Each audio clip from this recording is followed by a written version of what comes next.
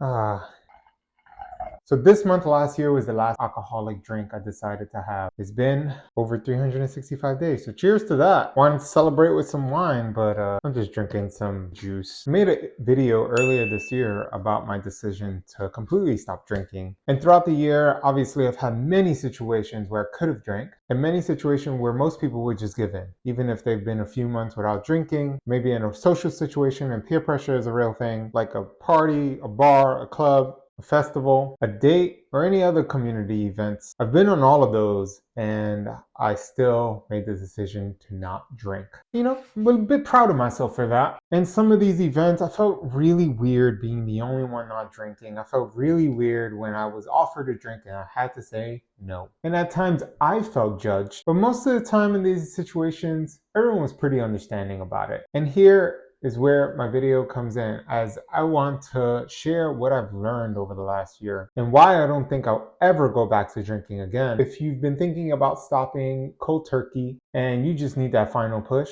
let's jump right in. And if you've been following me, you know number one is probably the most obvious one, health. See, the last time I drank was October 1st, 2022. I drank a decent amount that night, and soon thereafter, going to the gym, going to Brazilian Jiu-Jitsu, I just felt my performance waning. I felt weaker, I got tired easier than usual, and I realized that my brain just didn't work the same. My recall was terrible. I was a bit slow when it came to work. I already stumbled on my words, and the alcohol definitely made it worse. And I know I'm not 20 years old anymore, and it really takes a few days before I'm back to 100%. Being that my health is number one priority for me and I value that above anything else, I decided that's one of the reasons why I had to stop. I think it's no longer cool.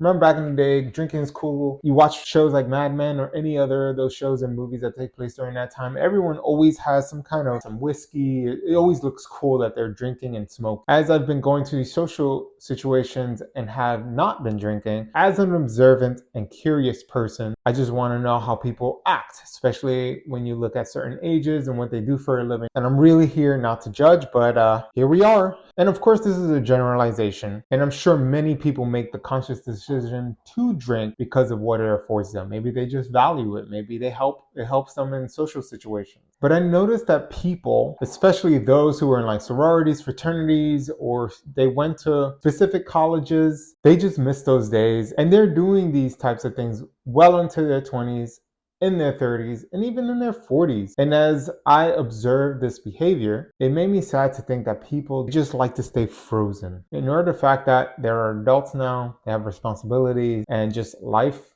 is pretty much a train that keeps on going and does not stop. But of course, this is all context dependent. And most of us really look to escape the drudgery of day-to-day life. And in our culture, drinking is the most acceptable way to do that, to escape. And I'm not better than anyone else. My escapism lies elsewhere.